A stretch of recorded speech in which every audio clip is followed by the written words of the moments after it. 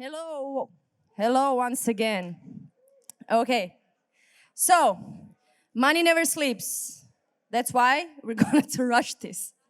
No, I'm just kidding. So, welcome to the startup stage. We have a pitching competition, yet another, this time later stage startups. We have 5 champions representing their business ventures, and we have 4 judges that will be judging them. So, let me introduce the judges who will be sitting on these very beautiful but uncomfortable beanbags. First, Bogdan Iordache, General Partner of Underline Ventures. Take a seat. Big round of applause, big round of applause. Next, Toomas Bergmann, partner at Pixia. Did I say that correctly? Pixia. Božidar Pavlović, Managing Director of Universe, it feels like, but it says Jackie. And Rebecca Martin, Head of Strategy at Elevandi. So let's repeat the rules of the game. Startups have 3 minutes to pitch. They will stand here, X marks the spot. They will have a clicker and a presentation, and 3 minutes to wow you, and then have 2 minutes for questions from the judges. Is that clear? Okay, so let's start with the first one. Let me introduce Chino to the stage. Good luck.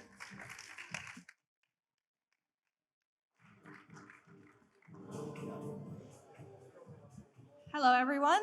We're Chino, and we're changing the way every single one of you splits bills. So if you think about it, we're in 2023, but we can do a simple thing like paying together for a Netflix subscription, for a flight ticket, your hotels to Zadar for this conference. And so what we do is we live in a world of reimbursements. And it's a huge world because every day 5 billion are being reimbursed between peers globally. And this is especially painful for a group of people who have this on a recurring daily basis. It could be couples, roommates, friends on trips. Can I have a raise of hands of who has ever paid for someone and never received their money back? Exactly. So what we're doing is we've created an automatic way to pay and split any bill. This is how it works. Whenever you pay with Chino, instantly everyone's share is debited directly from their bank accounts, which means that you paid 100 euros to the restaurant and they don't even know that you split the bill, but you only paid your share of the expense. And how we're doing that is that we've invented a way to connect multiple bank accounts to one specific card. And we work with all the EEA banks. So you can use Chino with your friends in Germany or Netherlands, and you can have any banks working together. So you don't have to all be on Revolut. How it works is similar to WhatsApp. You can create group with friends or just do one-off payments. And then we instantly generate a virtual card that is connected to your bank accounts. So whenever you pay, it splits. And you can adjust the ratio anytime that you need within the app. We've, in essence, removed all of the old players like the Splitwise, the Revolut, the joint accounts with the simplest and fastest experience. But let's our traction speak for ourselves, because the minute someone pays with Chino for the first time, they're sticking with us forever. And within 2 minutes that they get onto the app, they invite 2 other people to the app, to Chino. And we won 2 awards this year with MasterCard for our innovative solution for social payments. We're expanding through TikTok, where our segment lives, by creating relatable content about the funny issue of splitting bills. And again, don't take my word for it. These are all our users sending us pictures, creating videos on TikTok that are going viral about how they love using Chino and what use cases they use it for. If we're going to continue growing this way, we're going to hit, by 2028, 2.17% of the European peer-to-peer transaction market.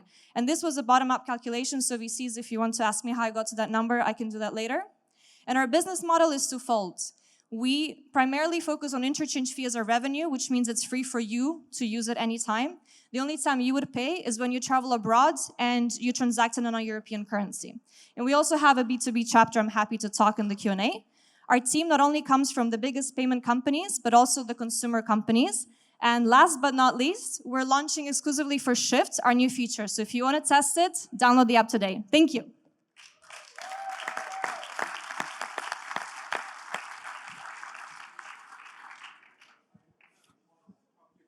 So, the first question, the division of that bill is only by percentage and not by the items you actually purchased.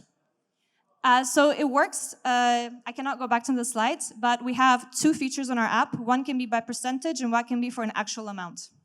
And how do you get those rows of things bought in a long restaurant night to the app?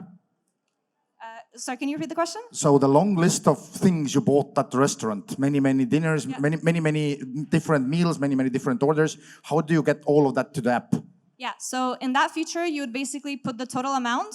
We immediately say, if you want to split equally, this is how much each one pays. And can you basically adjust and said, I'm only going to be paying 30 euros of that bill. That's it. That you're partnering with, what is your relationship with the banks? Do you have a direct relationship? How do you aggregate? No, we don't need to have a direct relationship. We have a direct relationship with Visa, Apple Pay, Google Pay. We're accredited by them. But we work with an acquirer who works with all the banks around the EEA. You mentioned traction, and I was looking at the 77 retention rate, if I'm not wrong. Yeah. For the first month. Since when did you launch, and how is this progressing towards time? Yeah, so I think two things about because this is a blended retention. So our retention, for example, couples, it's at 85 to 90%. Roommates is around 80%. And then friends on trips, their retention rate is at 50 because they come back to us every couple of months, right? So then it goes up and down. But it's pretty steady for 60 days, that retention rate. We exited beta in May, so we were open to close friends and very early beta users from January to May of this year. And from this May, we exited, and we're live now all across Europe. So it's a virtual card only? Yes. Is it a single-use or a multi-use card? Monthly user? Single-use or multi-use? So could So you we use have the both. same card? We have both. To So we choose? have one card for Chino that you can use for one-off payments with anyone.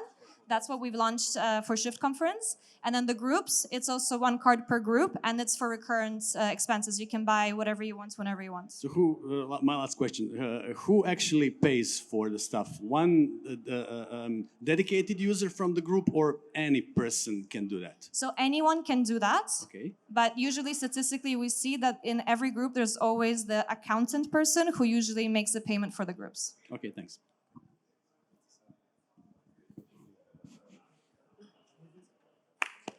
Thank you. Sorry.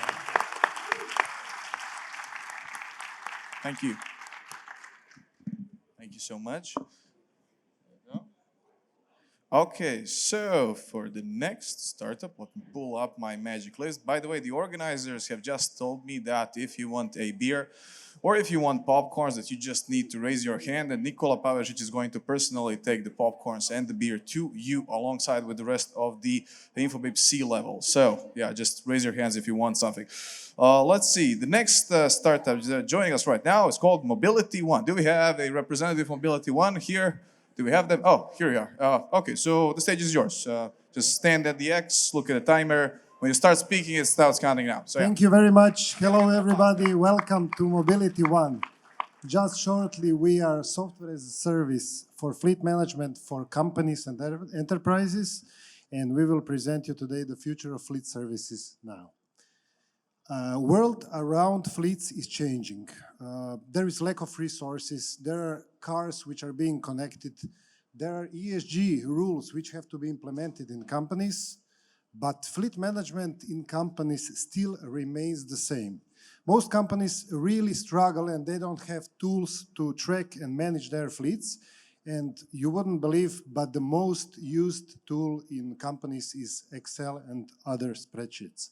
The reason it's not working is that data is everywhere. There is no single point of truth. Communication between stakeholders, which are basically connected, even with users, cars, and so on, is not going forward. And processes cannot be digitized at that level. If you ask for quick queries, you will not get the answers from fleet managers, and they will need probably weeks and days to make the reports. Of course, there are no KPIs and automation, and international fleet management and headquarter view is not functioning. We are here for that. Mobility One. Mobility One is a solution which is helping our customer corporates to handle their fleets on very easy way to bring efficiencies and to be integrated and implemented very easy into the companies. You can work with Mobility One from planning to execution at all levels and reporting. There are many functionalities. I will not name them all, but this is everything you need as a fleet manager in a corporate company to manage your fleet effectively and to come to value proposition, which is savings. It's time, definitely. We lose a lot of time in managing fleets. It's fleet costs, it's CO2 emissions, which we have to decrease now. Of course, we can increase utilization, bring transparency, and bring higher safety for the users. We are going to the huge market, which is going to be even bigger. In the next 10 years, we believe 300 million vehicles will be tracked with different tools. And Mobility One is earning from revenue streams. The main one is subscription fee, which is calculated per vehicle per month. So you don't have to invest anything in our programming. You will just start and pay as you use. Our global competition, we see Avrios and Vimcar, Fleetster, Fleet Guru, and Fleetio. And our key differentiator is that we can enable companies to manage not just vehicles, but also the other types of mobile assets, and you can have the international and headquarter view with Mobility One. The team is, I would say, experienced. We are coming from C-level positions from multinationals, and with Mobility One, we are looking for 1.2 million investments for go-to-market and product development. Thank you very much. And the time is up. Thank you very much. Thank you. Can I get the round of applause? Thank you. The questions now. Okay, I'm gonna begin again. First of all, I met you guys yesterday, so I know a bit more about you, and you also know that fleet management was my first startup. Yes. That same pitch has been presented on stages over the last 15 years, more times than I can count. These companies, one of them was actually on your slides, has been pitching to me for last year at least. What makes you the one that will succeed in a world where 15 years, nobody has done that? Very good question. As I told you yesterday, yes, we believe we will be the kings of Southern Eastern Europe, that's for sure, because nobody has been here for a long time and nobody of our competitors. But we also go global. I don't know if you saw that we are building USA team and we are presenting Mobility One in USA. Fleetio is very strong. And outreach campaigns, marketplaces like Microsoft, which is our partnership company, and basically the inbound, for which we need a huge amount of funds, but it's not so huge to become a billion company, can help us to be faster. Because if we see just social networks, there is Fleetio with 20,000 followers. We are now at 2,000. Basically, we started 8 months ago. So it's possible, but it's hard. I totally agree with you. And there are risks. There is a risk also as well. Who's your ideal customer? Sorry? Who is your ideal customer? Ideal customer is a corporate with many markets, with big fleets, more than 500 units. This is what also competition confirmed to us. And these are not professionals like transportation companies. These are corporates in pharmaceuticals, which are having vehicles, light commercial vehicles, forklifts, different types of assets. This is our unique selling proposition comparing to those guys. I've seen on your slide that you have clients who have sort of different type of vehicles, like forklifts you mentioned, right. and some others. Yeah. Is there a difference in the product that makes you better suited for these companies? We are looking from their shoes. So if you look corporates in general, they have different types of mobile assets. It can also be a micro-mobility included inside, and they have to manage it. There are costs, there are users, there are some periodical activities. Everything what's similar on mobile types, this is what we bring to Mobility One, and Mobility One is helping them manage this. This is the differentiator for competitors, and we did it. For now, of course, maybe somebody else will do it. Thank you. One beer now for me, please.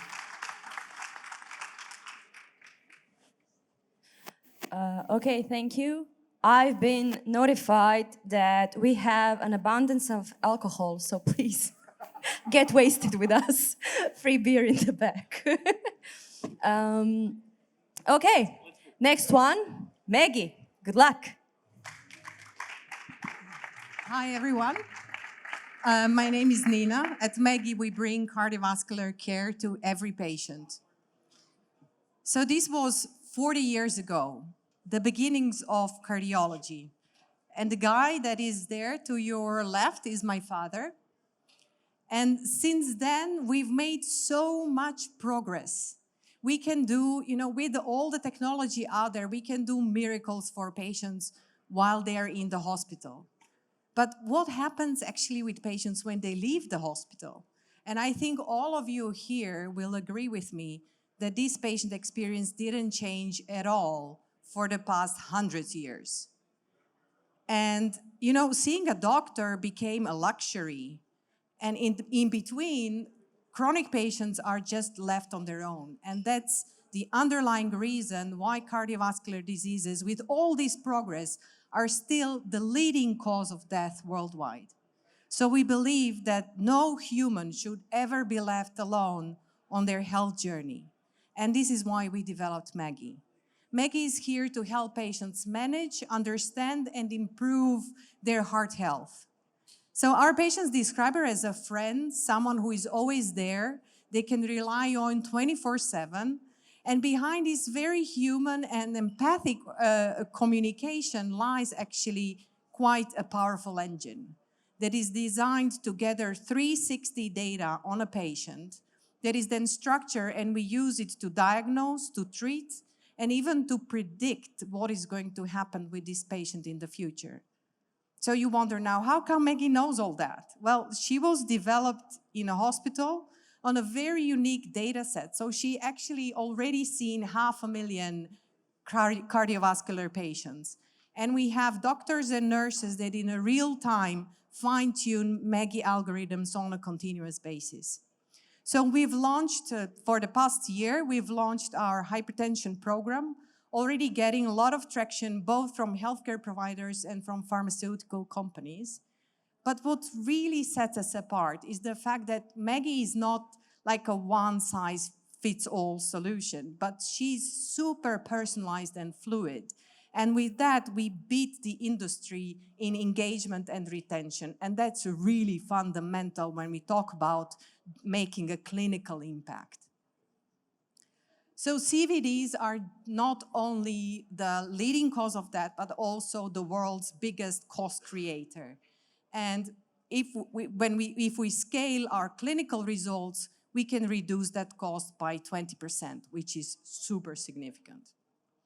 So the team behind Maggie is very experienced. So we have 60+ years in healthcare industry, insurance, international business. We are also now fundraising and expanding our team. So if you really like what we do, please and come talk to us. And exclusively for the Shift also, we've launched a demo version in English, so you can scan and test Maggie to, have a chat. Thank you.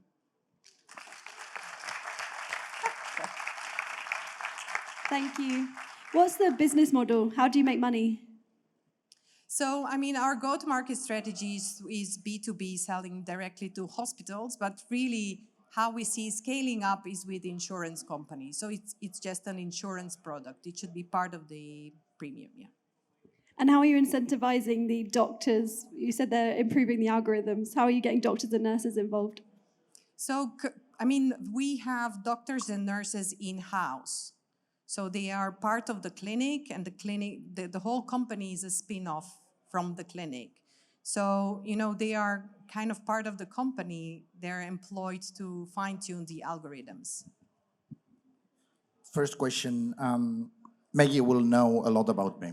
Maggie will know not the problem of my computer or the problem of my house, but the problem of me, the vulnerability of me. How do you guard my very deadly secrets from anybody else? So that's a question of cybersecurity, is it? I mean, all data is secured, encrypted, and patients are very much aware what data is being collected. They give consents to gather all the data from them. And I mean, we are currently a startup, so our data is stored on Amazon servers. This is the level of security we have today. Yeah, I see your face there. But definitely, there is like a risk strategy that is involved in scaling up the whole company. You said that you're beating the standard for retention of the industry, and you had a 55% retention rate for Maggie and 40%, if I'm not wrong, for the industry. Like, to what exactly do you refer to? So we don't have the slides anymore. So I mean, the 55%, if I'm not wrong, is the retention over 90 days. However, this is the mixed retention of our whole patient population. Currently, Maggie is given to all the patients that are incoming to clinic, so mix between healthy people and those that suffer from hypertension. So if we would analyze the cohort, those 55% are actually people who are sick, and the 45 are people who just don't have problems with hypertension. So it's kind of a mix. All right. Triaging people who really need the medical attention. And to what are you comparing this? What was the industry standard? Well, this was... So the industry standard was a report analyzing different digital health technologies currently present on the American market. Thank you. They're sending me to cut you off, I'm sorry. Yeah, okay. Thank you so much. Can I get a round of applause? Thank you. So a short message from Maggie. The alcohol is actually very bad for our cardiovascular health. So please do not drink the beers that Nicola is handing to you. If you do want to live shorter, the beers are located there in the southeast part of the room. By the way, don't disappear after the final speaker, because there will be apparently a piñata shaped like a unicorn that will be hanging here, and Toomas will be hitting it with a stick. I'm not joking. And also the final award ceremony is going to be at 5:45. We have 4 awards. We had 2 startup cohorts, one earlier today that was with poor startups, and this one with rich startups. Each is going to get 2 awards, one for the best pitch and one for the best to invest in, but no investments, I'm sorry. The next startup here is called Aestus. Can I get the representative? Here we go. Can I get a round of applause for Aestus? Thank you. Woo! So accounting can actually get you hard problems. So, okay, let's start with. I'm Ivan from Aestus, and we're going to talk about accounting in the SMB sector. So in these 3 minutes, I'm going to touch the industry and the segment, and which is typically quite underestimated, and why we think that fundamentally we can change it. So SMB accounting is actually typically outsourced with SMBs. And with banking and telephony is the service they use every month and pay for it. On the other side, if we can take a look at the SMB market, just for the sake of this presentation, Croatia, which is interesting, 98% of all LTDs is SMBs. And we have more than 500,000 employees. And our lowest estimate is that they spend 500 million euros every year on this service. So let's take a look at the market and the problem. So the market is very fragmented, very traditional, and the quality of service is not standardized at all. The entrepreneurs use this service just to talk with the taxman. They're not running their companies with this data, and the language and the data is unfriendly, totally unfriendly for them. So what is also interesting, typically you're not even able to get a key insight, not even your standard cash flow, current cash flow out of your accounting system. Yeah, just ask your accountant, in Croatia at least. But trust me, most of our clients have Excel spreadsheets where they are trying to run their cash flows because the accounting is doing just weeks later. So let's take a look what is happening right now and why we think that we can change it. So we plan to actually, and what we managed to do is not to scale just the software, but also the service. We provide a full service for our customer, connecting technology, processes, and an entrepreneurial environment. And what we achieved inside of our organization is actually the system that is connecting processes and technology to continuously improve to be able to scalably provide this service. But what we do actually do, yes, we do your books, for sure, but we also provide you the data and the tools to run your business through our software, but we are your advisors, because an accountant is not just a data processor, it's actually somebody who is your trusted advisor. That's maybe probably why we see cars running around alone and be self-driving cars, but we are not seeing yet self-driving accountants. So by the end of this year, we expect to finalize our financing for the next stage of growth with 2.5 million of investment. What we managed to do inside of our company, we have more than 350 clients right now, 1 million euro of projected annual recurring revenue, and we managed to grow 10 times in 3 years. And we plan to expand it really fast, and our focus is how to make the service delivery scalable. So I hope that I at least interested in this seemingly boring industry. We are going to continue our path, keeping inside that we are ready for the changing technological landscape with AI, but still not losing the focus from our customers, because our success is going to be the success of our customers, the entrepreneurs. Thank you very much.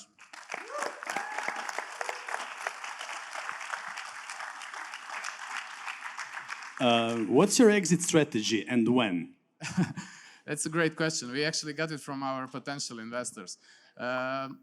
Okay, there is a private equity scheme, which I don't like. What we're going to do is actually we think that our, let's say, closest comparable is in Sweden, a company who managed to do the same business model as we did. They reached some kind of 30% of market share. They're listed on their stock exchange with a current value of 680 million euros. So this is a local proposition, because considering how often tax laws change everywhere in the world, you would need more people than programmers to keep up with everything. This is not wrong, but it's not even fully correct, because what we think that the processes we develop and the software, the most part of the software is regarding how we run the business, how we deliver the service. Customizations are available, and we develop the software in such a way, and what we think that an expansion to different markets could be done by franchising the processes and the tools that we developed, and finding local partners who are well aware of the local agenda. Also take into consideration that most of the let's say tax part in Europe is quite consistent, and then there are some specifics.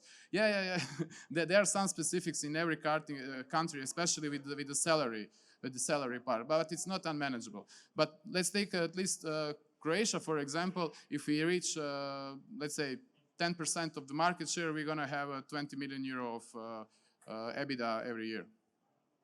How do you scale? How do you find SMEs? How are you attracting them? So we have, which is interesting, the market is very fragmented. Our competition doesn't have sales, and we managed to grow so fast, and we actually postponing our incoming SMBs. They spread the word, but once they see our offering, that we actually solve a lot of problems. We collect the documents, we digitalize all their documents for them. They have a cash flow in line. We collect the data from the bank on a daily statement, and once they see the whole offering, and our pricing is, you're now paying for a software and an accounting. We are cheaper than that and better than that, and we managed to get a lot of clients quite easily. I have expense in Singapore that is written in language you guys do not know. How do you deal with that? Sorry, you have a? I had expense in Singapore. The check is not written in English. You don't know that language. You don't even know where it's from, because you cannot understand a single similar letter there. How do you manage this? Okay, we have a little bit of help from ChatGPT and other tools, but on a current level, these cases are really edge cases. The people are still in the loop. Our delivery system includes your customer success managers and your accountant, and they're going to be able to translate at least one piece of paper. They solve much different problems on a daily basis. Thank you. That will be all. Thank you very much.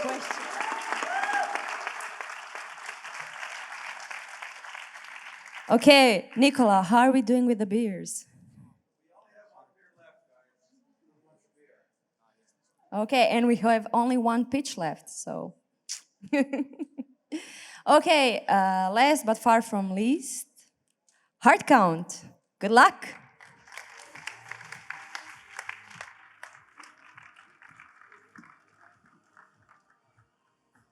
Hello, everyone. My name is Alex from HeartCount, and we are an employee engagement application and not a dating application.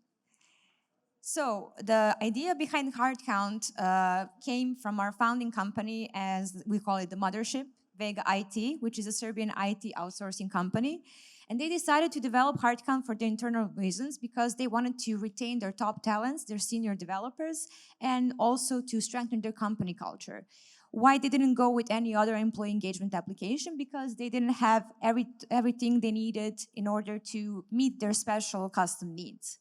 So what does HeartCount do? HeartCount is an HR tool that is fostering data from the employees in real time, gathering honest feedback about their employee engagement, job satisfaction, their attitude towards company, and the most important part, their well-being.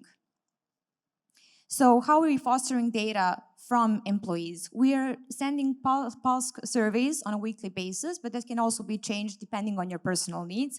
It can be bi-weekly, once per month, or however you decide. Those are 3 simple questions which need less than 2 minutes to respond to them and to give their honest feedback, covering 8 key segments. And all the questions are being written by professional psychologists, and also they can be fully customized to meet every client needs. So we're gathering that data in real time and not waiting for a 1-yearly huge survey so we can collect their honest feedback on it. So one of the key features of the app are pulse check surveys, real-time feedback through direct messages through the platform and also through the surveys. You also have the option to develop custom surveys which can be sent to anyone from the team. You don't have to send to everyone. You can just choose the teams that you want to send to.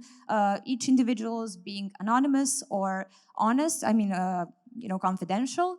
You also have the platform for the employees, which they can leave kudos and peer-to-peer recognition, which employees love to give public recognition.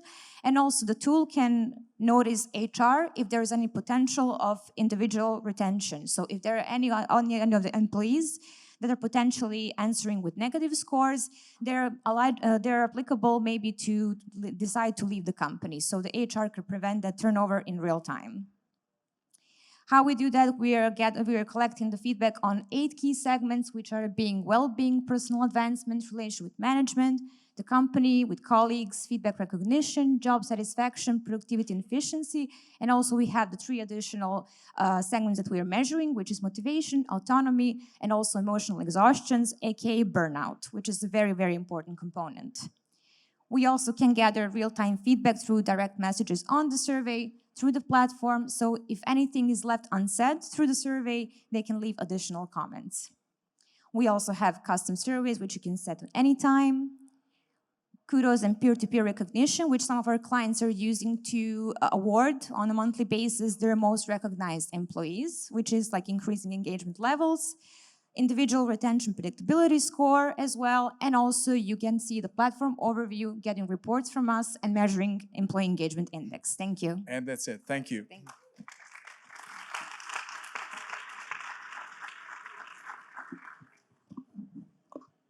you. You mentioned that you started working on this platform because you had some specific things that you wanted to implement for your designer client, basically.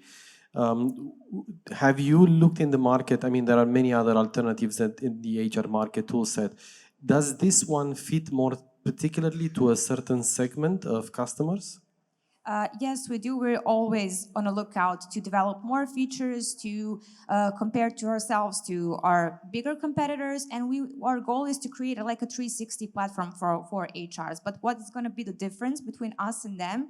This is going to be precisely dedicated to the employee sentiment, so they can always give honest feedback with onboarding and offboarding surveys, and HR can always gather data in real time. And is there a specific customer segment that appreciates this more than the other alternatives on the market? Absolutely. Those are the mostly financial institutions, IT companies, remote companies, and also gambling and gaming industry because of their retention rates. Having worked as a manager in a large telco company in Europe, and doing 360 reviews once a year with same sort of questions was painstakingly hard because nobody wanted to answer. What's your incentive for people to answering this? Because of the questions being asked, it is completely towards the employee sentiment, so you can gather real honest feedback on that. It's very different from the other surveys. Or that's what you wish? Yes.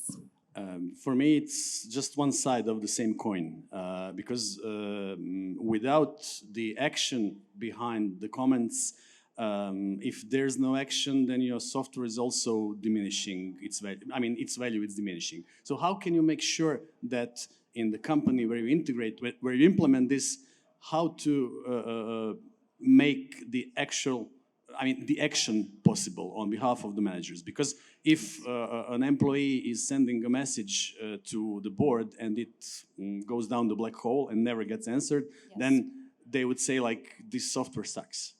Absolutely, and that is one of the issues that we've had with some potential clients, because they don't want to implement this kind of tool because they don't have enough HR staff to react on those comments. So basically, if we have an ideal client who has enough people in HR people team, we're also offering best practices, advices on how to react to specific comments. So your value offering is to increase HR costs? No, we're very cheap actually. If I need to hire more people while you are cheap, it's still increasing HR costs. Maybe so. Thank you.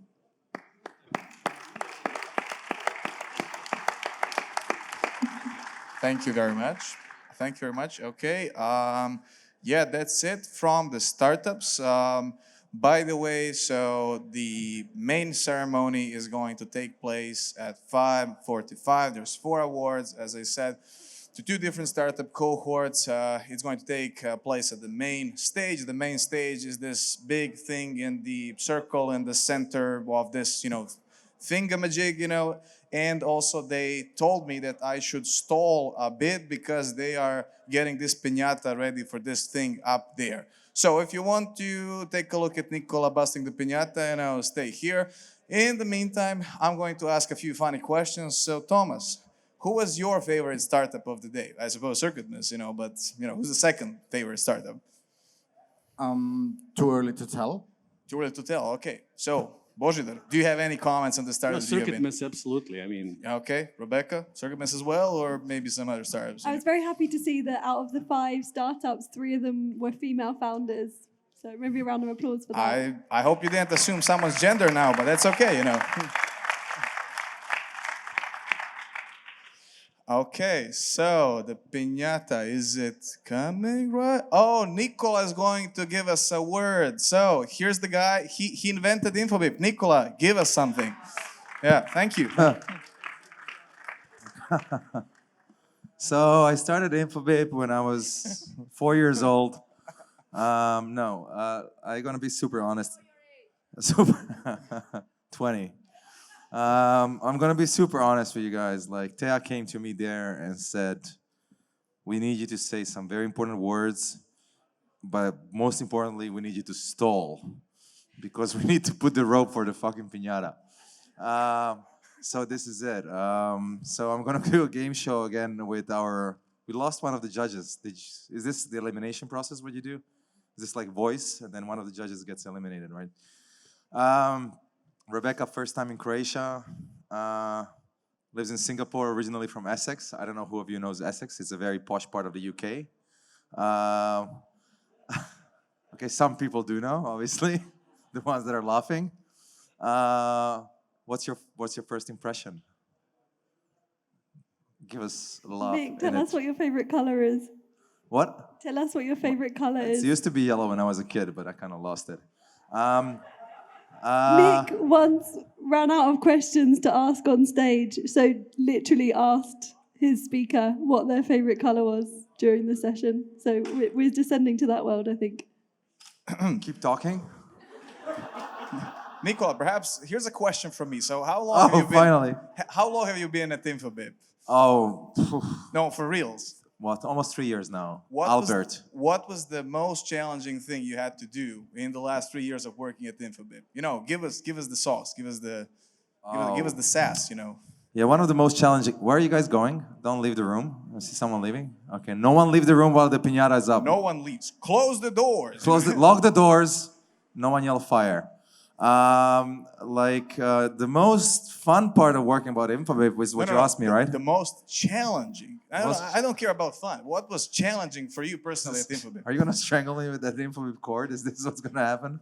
The most challenging part is actually building a department from ground up that we started. This is part where we all here after the Shift acquisition and learning. Actually, fun part. Infobip used to have this really hardcore onboarding sessions that used to. I think Domago is here. I don't see him there in the back. He used to do it. Like wave Domago to the people. He works in finance. Poor guy. Accounting software. Aestus there. All the SMBs, but. So we used to do 4 weeks boot camps where people slept together. Wrong phrasing, sorry. Damn, that's the thing I was looking for, yeah? Well, people lived together and then did cooked, washed, and then did presentation and blitz test every day for 4 weeks, then later 3 weeks. And then some of them would give up during the process. Some of them would be given up on. Thank you, Nicola. I'm definitely going to start sleeping with my employees as well. Yeah. As long as they are over 18. I want to learn from the unicorns. I keep forgetting. Thanks for the advice. So, this one is Albert. This one is Thea. We named them this randomly. No, but seriously, on how much more do I have to stall? A minute. No, but first of all, Albert, I saw Albert and I never really worked in sales, but people say sometimes I can sell stuff. I saw Albert presenting the Circuit Mess Batmobile, which was a super cool thing. You could get it at a Circuit Mess booth, maybe. And he did it in Hub 385 in Zagreb. And it was like, he's a natural. Like, he was really good on stage. And I was like, and I got this year the idea, and it took some convincing to do. And I was just, please come over. Be our MC, and then he just give us basically a big round of applause for Albert. Thank you. Thanks for having me. No, seriously, who's an entrepreneur in his own right. He's been doing this since you were like 17. Yeah. And then now you're like, what? 24, 18? almost 25, yeah. I was trying to do that meme where he's like old you and says Albert 13. I just wanted to thank Nicola. He gave me an amazing proposal. He said, Albert, do you want to come here for 2 days and lead the stage alongside with Thea? We're going to pay you €0, but you're going to add lots of, love and recommendations. That's what I got. That's true. Yeah. That's true. But fortunately, I didn't have to sleep with anyone while here at the Infobip Shift conference. But it was okay, Within your company, as long as it's within the company, it's fine. Thanks, Nicola. I really hope there's no one from legal here. I really do. I'm so sorry. We're joking. Or human resources, perhaps. Infobip legal. I'm joking. Is this recorded? So, Thea, what happened? This was I enjoyed my only shift. That's so good. Now, our esteemed high leader, Nicola, will be taking the inaugural swing at the piñata. As he said, he's never done this, so fire away. I regret. I regret.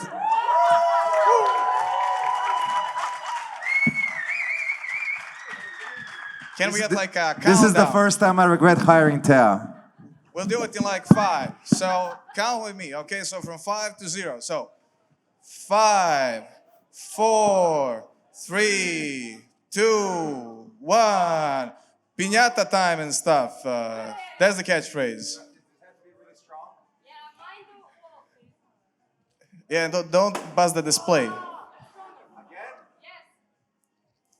He plays rugby, by the way. That's what you get if you don't listen to him in Infobip, Yep.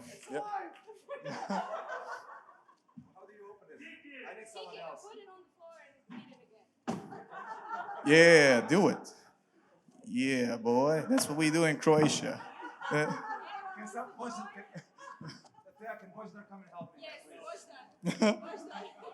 No? Okay, another one. So in Croatia, we call this kolinje. Sorry, fruit ninja. No, he was born in 2006. He doesn't have fruit ninja. Yeah. Yeah, candy. Woo! Woo! Yeah. Let's give it him. So that's it from the show. You can go and pick up the candy from the floor. It's at 5:45 in the main circle. I think that's it, right? We can wrap it up. Oh, sorry. All the startups should come to the award ceremony, because if you don't come, you don't get the award. So, yeah. Yeah, guys, Okay. main stage in 20 minutes awards. Everyone move there. We're going to have a closing ceremony.